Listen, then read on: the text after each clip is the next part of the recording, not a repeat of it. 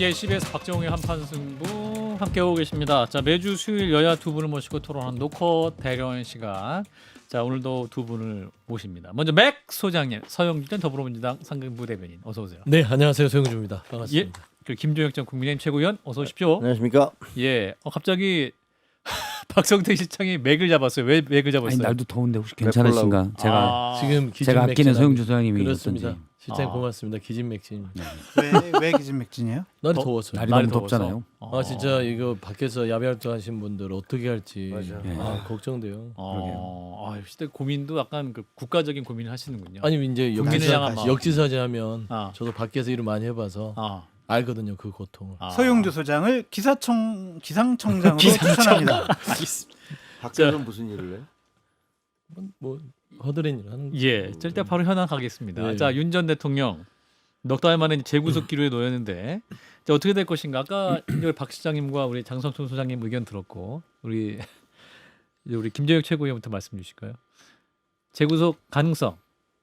가능성이 꽤 높아 보이죠. 예. 안 될 수도 있어요. 안 될 수도 있다. 안 될 수도 있기. 그거야 뭐 판사가 판단을 하는 거겠죠. 근데 뭐 그럴 가능성은 좀 낮아 보이지만 안 되는 거는 딱 두 번 조사하고 바로 영장을 쳤는데 예. 근데 7월 5일 날인가 조사를 하고 7월 6일 날 그 영장이 법원으로 갔잖아요. 네. 근데 거기 그거는 보면 미리 준비했던 것 같아요. 그 66쪽이나 달하는 예. 그 영장에 뭐 여러 사람이 혐의를 다 적시를 하고 그런 걸로 봐서는 미리 그 영장을 치겠다는 그런 계산 하에 그걸 보낸 것 같으니까 이거는 약간 조금 문제 있는 거 아니야? 이렇게 생각할 수도 있을 것 같아요. 근데 그럴 가능성보다는 영장 발부 가능성이 높게 보는 건 첫째는 그 공범들이 모두 그러니까 쉽게 얘기하면 지시를 받은 사람은 다 구속돼 있는데 그렇죠. 지시를 한 사람은 풀려서 활보를 하고 있고 또 풀려 나오는 과정조차도 그 주기현 판사가 갑작스럽게 그 일자로 계산하던 걸 시간 계산으로 해서 풀어줬기 때문에 네. 거기에 대한 논란도 좀 있는 것이고 그다음에 세 번째로는 이게 그 원래 영장 발부가 그 사안의 중대성 그다음에 도주 증거인멸이잖아요. 근데 뭐 도주는 뭐 힘들 것이고 그러나 사안은 워낙 중대하고 그리고 이 사안은 개인 범죄가 아니잖아요. 예. 그러니까 개인이 무슨 뇌물이라든가 뭐 개인 범죄를 저지른 게 아니라 그 경호처하고 경찰이 무력 충돌을 할 수도 있었던 그런 국가 간의 그 국가 기관끼리 어떤 충돌을 이끌어낼 수도 있을 정도의 심각한 사안이기 때문에 예. 그 중대성이 굉장히 심각하다라고 볼 것이고 또 하나는 지금 뭐 시위대 오늘도 뭐 지지 시위대가 와 있다고 그러는데 예. 계속 시위하거든요. 그러면서 뭐 윤어게인, 뭐 윤 대통령, 윤석열 대통령 이렇게 치고 있는 고함 치고 뭐 이러는데 이런 분들에 의해서 정치적인 혼란이 계속되는 것과 더불어 그 증언을 하려는 사람들에 대한 그런 심리적 압박감 같은 것들이 계속되고 있다. 뭐 이렇게 볼 수도 있으니까 이런 것들을 다 정리하기 위해서 아마 구속영장을 발부할 가능성이 크다. 이렇게 크다. 봅니다. 맥을 짚어주세요. 네. 구속될 확률은 200%입니다. 200%예요? 너무 확정적인데. 법률적으로 보더라도 노골적 증거인멸 부분들이 너무나 확정적이고요. 그게 100%. 예. 그다음에 국민적 법감정이 무조건 구속돼야 된다가 100%. 그래서 200%. 그래서 200%라고 볼 수 있는데 사실 구속 취소 사유가 어떤 법적인 미비점이 있어서 풀려난 게 아니라 예. 주기현 판사가 애매하게 시와 일에 대한 어떤 기간 산정을 계산하면서 풀려났기 때문에 예. 사실 다시 어떤 혐의가 하나 덧붙여지면 구속은 자동으로 되는 겁니다. 범죄 중대성이 특수공무집행 방해죄만 보는 게 아니라 법원에서 내란 우두머리 플러스 체포 과정에서의 총이라도 그 쏴라라는 식의 총 보여줘 협박해 위협해 나의 체포를 저지해 라는 것들이 일련의 선상에서 내란 우두머리가 본인의 내란죄를 법률에 대해서 대응하는 식으로 어떤 경호처를 활용했다라는 것들, 그다음에 국무회의에 대한 거짓 증언들이 고고돼서 발견이 됐고요. 예. 그렇기 때문에 이거는 뭐 범죄 중대성을 말할 것도 없고 증거 인멸이라는 부분들, 특히나 지금 증언하는 사람들의 입을 막기 위해서 마지막에 영장을 윤석열 측에서 또 배포를 했지 않습니까? 예. 저는 그런 부분들을 했을 땐 예. 법률적으로 100% 국민은 더 이상 반바지를 입고 돌아다니는 내란 우두머리를 볼 수 없다. 100%. 해서 200%. 예. 그렇군요. 사실 지겸 판사가 이제 석방 이유 중에 하나로 그 공수처가 수사한 부분, 네. 그 부분에서 좀 그 상급법원에서 판단 받고 싶다 했지만 이제 특검이 하고 있기 때문에 이제 그 부분은 다 소멸이 된 상황이기 때문에 그렇습니다. 더더욱 또 뭐랄까요, 재구속 가능성이 높아진 상황이다 이렇게 볼 수 있을 것 같습니다. 자, 특검 얘기를 좀 해보겠습니다. 자, 김건희 특검팀 윤 전 대통령 부부의 공천 개입 의혹을 정조준하고 있습니다. 지금 어제 윤상현 의원, 김영선 전 의원, 김상민 전 검사 자택 및 국회 사무실을 압수수색했는데 지금 현직 의원에 대한 수사는 김선교 의원이 두 번째인데 어떤 의미로 봐야 될까요? 잘못한 거 사실 밝히려고 증거를 확보하려고 한 거겠죠. 근데 왜 이제서야 하느냐? 그러니까 이제 특검이 하니까 하고 그럼 과거에 검찰은 왜 안 했을까? 안 한 거냐 못 한 거냐? 봐주려고 했겠죠. 윤상현 의원이 예, 윤상현 의원. 상당히 뭐 저 기본적으로 윤석열 전 대통령 편을 많이 들었고 지난 뭐 탄핵 과정이라든지 불법 계엄 이후에도 계속 윤석열 전 대통령 만나고 그 메시지를 또 정강원 씨 집회 가서 얘기를 하고 그런 모습 보였잖아요. 그러니까 권력자다라고 생각을 했기 때문에 기본적으로 검찰에서는 이 사안을 제대로 수사하기는 어려웠지만 일단은 특검에 이 부분이 들어가 있잖아요. 예. 공천 개입 부분이. 그러니까 당연히 당시에 2022년도 6월 지방선거에 공천관리위원장이었던 뭐 윤상현 의원을 조사 안 할 수가 없는 거잖아요. 그래서 뭐 자택도 그리고 또 사무실도 여러 가지 지금 압수수색을 통해서 여러 가지 증거물을 좀 확보하기도 하고 심리적인 압박을 통해서 진실을 이끌어내려고 하는 것이 아닌가 그런 생각도 듭니다. 자, 지금 정진석 전 의원, 그 대통령실 비서실장 피의자료 적시가 됐다고 하죠. 그렇죠. 이제 국민의힘 의원들은 지금 이제 정치 탄압이다. 현직 의원이 무슨 도주의 우려가 있냐 하면서 굉장히 반발하고 있는 상황인데 김정일 최고. 지금 그 특검이 예. 기자들한테 그 글 돌린 거 보면 예. 포토라인을 여기 설치하겠습니다라고 지금 지정을 해놨어요. 근데 그 얘기는 제가 보기에는 김건희 씨 소환도 멀지 않았구나 그런 느낌을 주더라고요. 예. 그러니까 가장 관심이 있는 분이잖아요, 사실은. 예. 대통령보다도 훨씬 윤석열 전 대통령보다도 아마 그 국민적 관심은 더 클 거예요. 왜냐면 지난번에 소환 안 되고 따로 출장 조사 받고 출장 조사 받았기 때문에 예. 그래서 이번에 특검이 근데 그동안 20일 동안 이렇게 내란 특검 같은 경우는 굉장히 서둘러서 막 밀고 나갔는데 예. 지금 그 김건희 여사 특검은 그 시간을 충분히 썼단 말이에요. 20일 동안 다 사전 조사했기 때문에 예. 그 이후에 굉장히 속전속결로 나가고 있는 것 같고 어떻게 보면 양 특검이 누가 먼저 구속시키나 뭐 그 누가 경쟁하는 더 것 같긴 짜임새 한데. 있게 빠르게 하느냐. 예, 누가 발빠른 행보를 보이느냐인 것 같은데 뭐 굉장히 국가적으로 어떻게 보면 우리가 유권자로서는 참 불행한 사태죠. 전직 대통령 뭐 곧 구속될 것 같은 다시 재구속될 것 같은 거고 그다음에 또 그 부인도 좀 있으면 또 포토라인에 쓰고 아마 그분도 뭐 구속될 가능성이 크잖아요. 그러니까 국민의힘 내부 분위기 취재 안 하셨어요, 우리 장 소장님 혹시? 취재할 필요가 없어요. 왜요? 정치 보복이다 그러면서 이제 이거는 끝? 탄압 탄압 이렇게 프레임? 계속 얘기를 하고 있잖아요. 근데 개별적인 의원들은 본인 스스로 알고 있겠죠.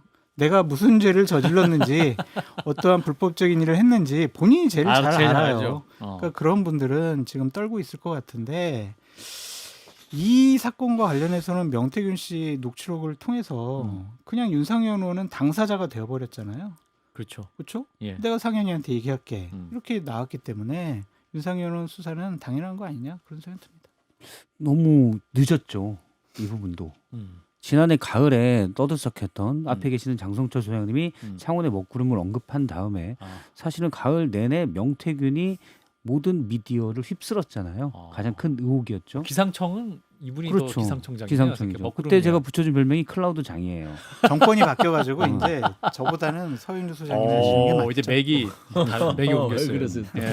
그런데 당시에만 해도 창원의 전담 수사팀이 차려질 때 해도 나름 들어보니까 공안에 좀 뛰어난 분들이 갔다. 제대로 수사하는 분들이 갔다. 그래서 혹시 신부장 총장이 의지가 있는 것 아닌가 이런 생각을 했는데 예. 어느 정도 수사가 마무리된 뒤에도 정말 아무런 진전이 없었어요. 그렇죠. 물론 중간에 불법 비상계엄이 있었고 대통령의 탄핵 관련 문제가 있었지만 예. 그래도 검찰은 할 일 해야 되는 거잖아요. 예. 그러니까 뭐 정치적 파장을 생각했는지 어떤지 모르겠지만 윤상현 의원 말씀하신 대로 녹취록에 나오잖아요. 내가 상현이한테 얘기할게. 걔가 공관위원장이니까. 그러니까요. 전 국민이 다 들은 소리입니다. 예. 그러면 당연히 수사는 해야죠. 그렇죠. 죄가 있는지 없는지는 모르겠지만 일단 수사해서 죄가 있는지 알아보는 게 기본이잖아요. 예. 근데 이제 압수수색이 됐어요. 그러니까. 근데 특검이 이제 만들어져 된 겁니다. 우선 그 그거는 특검 없었으면 아예 조사도 못 했겠네요. 없었으면 조사 안 한다는 거죠. 사실은 그렇게 국민적 의혹이 컸던 부분인데 대통령과 또 김건희 씨가 공천에 22년이 이제 윤상현 그 당시 보궐선거 공관위원장, 24년이 김상민 부장검사 창원의 조국 그것도 이미 그 명태균 씨가 얘기한 바가 있습니다. 김상민이 조국 때 고생했으니 도와줘야 돼. 라고 김 여사가 예, 측에서 김건희 얘기했다. 씨가 얘기했다고 명태균 씨가 여러 번 얘기했거든요. 맞아요. 근데 지금까지 제대로 된 수사를 안 받고 특검이 이제 만들어지니까 수사를 받은 거예요. 국민의힘이 그렇게 반대를 했지만 사실은 특검이 나와서 이제야 되는 겁니다. 할 일은 검찰도 했었어야죠. 저는 신무정 총장이 다 막았다고 생각을 일단 추정을 하는데 네. 그럼 문제가 일단 제대로 안 돌아갔었다. 김상민 전 검사는 그때 공천 못 받았지만 그렇죠. 국정원 갔죠. 예, 국정원 갔죠. 가서 뭐 좋은 요직 갔다고 하는데 자, 맥 소장님 맥을 짚으세요. 자, 네, 여기서. 저는 그 이번에 그 이 국민의힘 정치인들의 압수수색 더 이제 더 확대될 가능성이 네. 높고요. 사실 저는 주목하는 게 심우정 검찰총장입니다. 아 그래요? 저는 이 분이 나중에는 특검의 소환 대상이 될 것이다. 아 수사를 안 했잖아요. 예. 그러니까 특검이라서 특별히 수사를 하는 게 아니라 지금 예. 특검의 수사 방식이 기존의 검찰이 했어야 될 방식이죠. 음. 아니 상대적으로 우리가 기억할 때 민주당에서 이런 일이 있었다면 윤석열의 검찰이 가만히 있었을까요? 주어만 사실상 당내 경선에서의 돈봉투 사건으로 어떻게 수사를 했습니까? 바꾸면. 수많은 의원들을 데려다가 압수수색을 하고 구속을 시키고 예. 지금 수감돼 있고요. 예. 심지어 당 대표도 돈봉투 사건이 무죄가 나왔음에도 불구하고 별건으로 해서 지금 수감 생활을 거쳤었습니다. 저는 그런 거를 보면 윤석열 정부의 검찰은요 예. 검찰이 아니었어요. 그냥 권력의 신여였죠. 예. 그런 의미에서 특검은 검찰답게 어떤 좌우를 가리지 않고 정확하게 죄가 있는 곳에 정치인이건 일반인이건 수사를 하는 방식이라서 예. 저는 특별한 의미로 부여할 생각은 없는데 다만 저는 지금 윤핵관들 당시에 그래서 윤석열이라는 거대한 권력 속에 기생하면서 본인들의 정치력을 통해서 사적 이득을 취했던 사람들 그리고 결국에는 공천 개입이라는 시스템을 파괴하고 뭐 말하자면 대통령의 입맛에 맞게끔 또 특히나 그 대통령의 배우자가 관련될 수 있는데 뭔가 불법적인 부분들에 관여함으로써 자기의 권력들을 키워왔잖아요. 그러면 거기에 대해서는 법적 책임을 져야 된다. 예측 가능하겠습니다. 아 예. 서로 말씀하시려고 해서 일단 장 소장님부터. 하세요, 장 소장님부터. 예. 그 공천 관련된 각종 서류들은 당에 있을 거예요. 아 당의 공관위 당사 당시에 이제 재보궐선거 공천관리위원장 윤상현이었잖아요. 그럼 네. 당사에서 회의한단 말이에요. 그런 자료는 무조건 보관하도록 한다. 당원 당규 있습니까? 아니 다 녹음도 하고 다 아, 그래요? 회의록 다 만들어요. 아, 모든 회의는 없어요. 없다는데요. 근데 그걸 폐기했다고 지구인 했어요. 계속 폐기했어요. 아니, 지난번에 일부 폐기했다고 가져갔어요. 했어요. 수사 아. 와서 아 맞아요, 맞아요. 그때 서범수 사무총장인가 그때 안내해서 요거 가져가세요. 아니 했던- 그게 아니고 예, 예. 안내에서는 아니고 예. 그쪽에 그 변호사는 그때 용산 대통령실에 뭐 근무했었던 사람인가가 와서 있었고 근데 그 입회하에 다 일부 가져갔어요. 일부. 그래서 되는 것들은 가져갔어요. 근데 이제 한 번 더 치겠죠. 특검에서는 확보를 위해서. 맞습니다. 왜 그러냐면 김건희 수사도 4년 만에 녹취가 나왔잖아요. 그러니까 윤석열 정부의 검찰은 수사 하나의 신용만 하고 실질적인 증거를 안 가져갔을 가능성도 있기 때문에 제대로 한 번 더 수사를 해서 탈탈 털어야 된다. 민주당을 털듯이 당시에. 근데 윤석열 정부 치하에서 검찰이 정치 검찰이었다. 뭐 그 비판 저는 뭐 타당하다고 생각해요. 문재인 정부 하에서 검찰은 정치 검찰은 아니었습니까? 문재인 정부까지 가요. 지금 아니, 정부가 까지 세 번째 가든 바뀌었는데 뭐 알겠어요. 자기들이 했던 거는 얘기 안 하고 자 특검에게 맡겨주세요. 자정치 특검에게 검찰이야. 자정치 검찰. 지금 정부가 세 검찰을- 번째로 바뀐 거예요. 아니 그리고 이 전전전 정부를. 돈봉투 사건 얘기하잖아요. 돈봉투 사건도 그거 본인들이 문제가 된 거예요. 수사하다가 알겠습니다. 녹취록 다 나와서 본인이 한 거지 뭐 그 딴 사람들이 압수수색 그 기록을 한 300번 건가요? 했습니다. 300번. 일단 예. 검찰은 의금부로 이름을 바꿔도 될 것 같아요. 자 이런 상황에서 지금 또 새로운 인물이 언론에 등장합니다. 김건희 특검에서 그 김건희 모녀의 집사. 또 이 집사란 단어 오묘하죠. 집사로 불리는 김예성 씨라는 분인데 이분이 이제 김건희 씨의 대학원 동기입니다. 그리고 최은순 씨 잔고 증명서 위조 사건의 공범인데 이분이 이제 윤석열 정부였던 2023년 당시에 누적 손실이 340억이 넘는 부실 기업이었던 김혜성 씨의 업체가 기업과 은행들로부터 184억 원의 수상한 투자를 또 받았다는 겁니다. 이것도 커 보이는데 자 우리 장 소장님의 레이더에 걸려 있습니까? 김예성 씨. 아니 이건 몰랐어요. 왜 몰라셨어요? 네? 제가 이 부분보다는 딴 부분에 지금 관심을 갖고 있는데 예. 이러한 일들이 더 많이 좀 터질 것 같아요. 비슷한 일들이. 다른 부분은 혹시 김건희 씨 오빠? 평택에서도 이러한 펀딩하이 사건이 네. 이미 이제 제보가 들어갔고 조사가 지금 진행되고 있는 어디로 것으로 들어갔어요? 특검으로? 특검은 아니고 이미 뭐 경찰, 검찰 아. 그리고 관세청, 뭐 국세청을 통해 가지고 이미 조사가 좀 진행되는 부분이 있는데 예. 대략 좀 이 건과는 좀 다른 건이지만 좀 말씀을 드리면 아. 최은순 뭐 김건희 씨가 실질적인 지배자라 뭐 대주주다 주인이다라고 했던 그 선라이즈 F&T 그게 이제 이름이 바뀌면서도 여기를 통해서 농산물을 수입을 하면 네. 어마어마한 관세 혜택이 있기 때문에 네. 농산물을 수입하려고 하는 분들은 눈독을 들일 수밖에 없거든요. 예. 근데 그 이름 바뀐 그 회사에서 예. 펀딩을 모금을 해요. 펀딩. 예. 아. 자, 우리한테 투자를 해라. 아. 그래서 우리가 농산물을 수입을 하면은 예. 관세 없지 않냐? 이거 예. 팔면은 우리가 대략 예를 들면 한 아. 15% 정도의 이율로 해가지고 너희들에게 돌려줄 수 있다. 아. 그러니까 투자해라.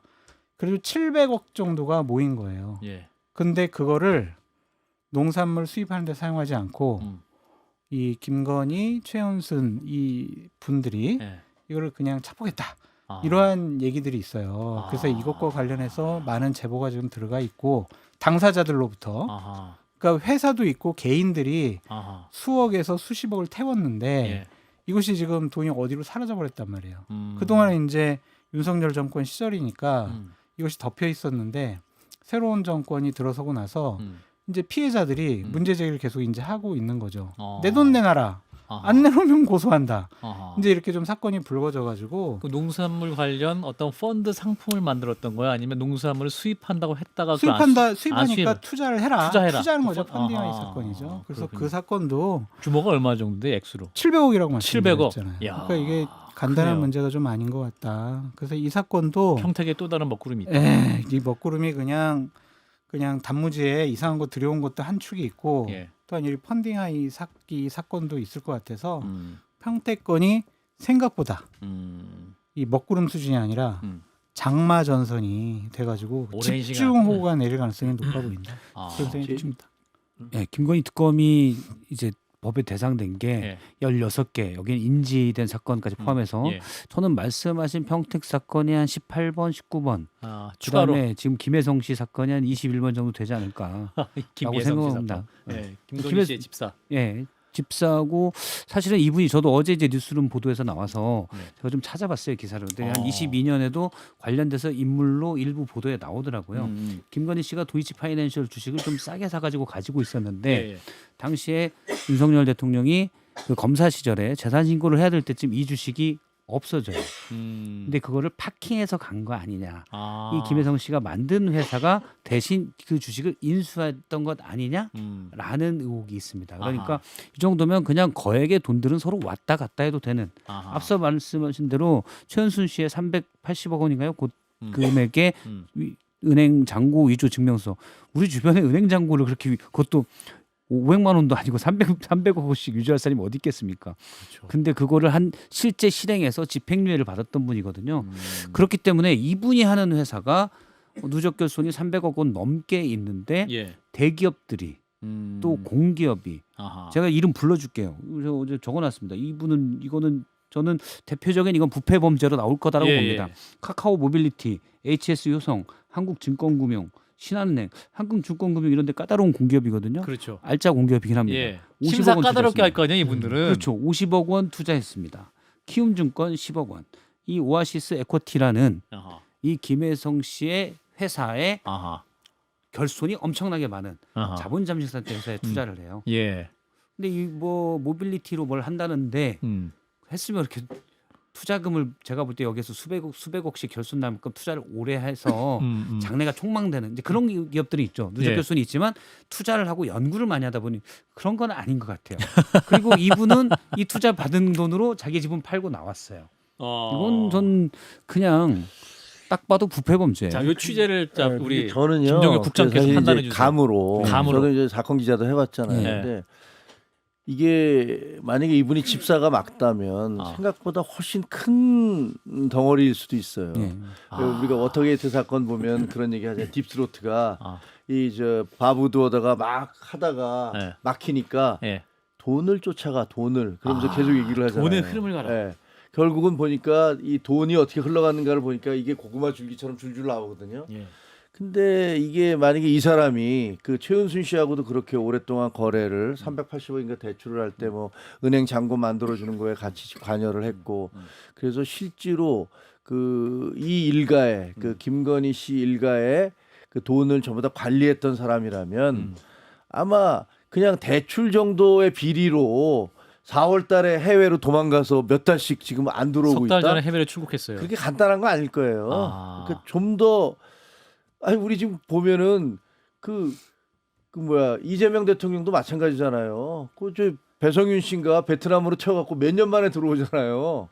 근데 사실 그게 제가 보기에는 4월 달에 튀어서 여태까지 안 들어와? 야. 이거 4월이면 탄핵 심판 끝나고 4월이 파면 당할 즈음이고 누가 보더라도 파면이고 배성윤 씨는 이재명 대통령이 아니라 예. 이화영 야. 부지사와 그렇죠. 이화영 관련돼 씨와 있지 관련돼 있죠. 지금 네. 이재명 대통령과는 관련이 없다는 맞아요. 점을 분명히 하고요. 야, 맥을 짚어 주세요. 네, 이게 왠지 느낌이 느낌이 저도 미르 K 스포츠 재단 뭐 이런 거기에 맞아요. 딱 준할 그겁니다. 만큼입니다. 왜냐하면 아. 제가 제 주변에도 많은 후배들이 이런 모빌리티 관련된 기업들을 하고 10억만 투자 받으려면 정말 절절매입니다. 그 프리젠테이션 엄청 열심히 해야 그러면 돼요. 프리젠테이션도 하고 자본에 대해서도 여러 가지 인적 스타트업들. 구성까지 해서 네. 다 검증받고요. 그래도 저 퇴짜 막히가 일수거든요. 그러니까요. 근데 결손이 310억이면 어떻게 대기업이나 이런 증권가에서 네. 이거를 분석도 하지 않고 수십억씩 주겠어요. 이거는 외부의 압력이 없이는 불가능한 투자다. 귓속말로 V제로. 그렇죠. 이렇게 저는 해서 좀 투자 이 받았을 수 부분은 있다. 상식적으로 접근하더라도 이런 투자는 대한민국에 있을 수 없습니다. 아. 예. 금방 저는 밝혀질 그냥 것 같아요. 투자의 문제가 아니고 네. 그 계좌를 까면 네. 무슨 돈이 들어와 있을지 모른다. 아, 그런 생각이 이 드는 거예요. 김예성 씨의 계좌. 예를 들면 뭐 실제로 그 무슨 통치자금이 됐든 뭐가 됐든 약간 저수지 역할을 했을 수 있다. 뭐가 됐을 수도 있다. 그러니까 누군가는 믿을 만한 사람이 필요했을 것이고 그리고 기업을 갖고 있는 사람이 있어야 돈 거래가 하기가 쉬웠을 테니까. 그런데 이 사람이 4월 달에 그 탄핵이 그 며칠이었나요? 그 4월 3일 3일이 4일이었나요? 4월 4일이었죠. 그랬을 때쯤에서 나가버렸다. 그럼 이건 뭘까? 그럼 이거 그냥 단순한 본인에 대한 대출 문제 이거는 아닐 수도 있다. 아무튼 제가 볼 때는 K 스포츠 재단보다 뛰어넘는 거예요. 그러니까 놀랍게도 윤석열 특검이 예. 미르 K 스포츠 재단을 규명을 그렇죠. 해서 이런 재단하면 안 되겠군. 기업을 만들어. 뭐 이런 느낌이었습니까? 당시 제가 미르재단 그 뭐 아이러니하게 미르재단을 제일 팠던 거는 TV조선이었습니다. 처음부터 제일 문제 제기됐고 아마 같이 한번 사업하다가 뭐가 뒤집어 안 돼가지고 그런 걸로 알고 있는데 그래서 제일 먼저 팠었어요. 그런데 그때 이제 사실은 언론이나 국회에서도 여권에서도 좀 무시했었거든요. 이제 정확한 표현은 외면했었죠. 예. 근데 제가 그때도 얘기했던 게 이거 기업이 연루돼 있기 때문에 100% 나온다. 왜냐하면 기업은 기업이 살아야 되기 때문에 그렇죠. 안 부를 수가 없어요. 예. 그래서 나중에 다 나왔습니다. 또 근데 예측. K 스포츠 재단은 어떻게 돼 있냐면 투자를 받아서 그냥 퇴임 뒤에 이 돈 가지고 잘 살아야 되겠다.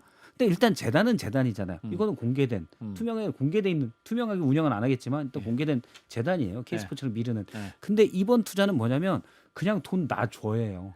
그리고 그런 거 갖고 투자해. 나갔어요. 투자해. 네, 거의 망한 기업에 나갔어요. 여기에 투자해 해서 그 돈 챙겨서 나갔습니다. 이거는 훨씬 더 악질적이고 모르겠어요. 여기서 뭐 엄청나게 노벨상을 받을 만한 신기술을 연구하고 있었는지 모르겠지만 렌트업체가 그렇죠. 렌터카 업체가 근데 모르겠어요. 무슨 뭐 오아시스를 개발. 리어카로 렌트카를 한다는 예. 건 뭔지 모르겠는데 예. 어쨌든 그럴 가능성이 전무하기 때문에 아. 이거는 저는 비리 가능성이 최소 99%다. 아. 대규모 부패 범죄고 이런 게 이제 막 하나 둘 시작이군요. 나오기 시작이다라고 봐요. 그렇고요. 장마의 시작을 알려드리면서 2부에서 뵙도록 하겠습니다.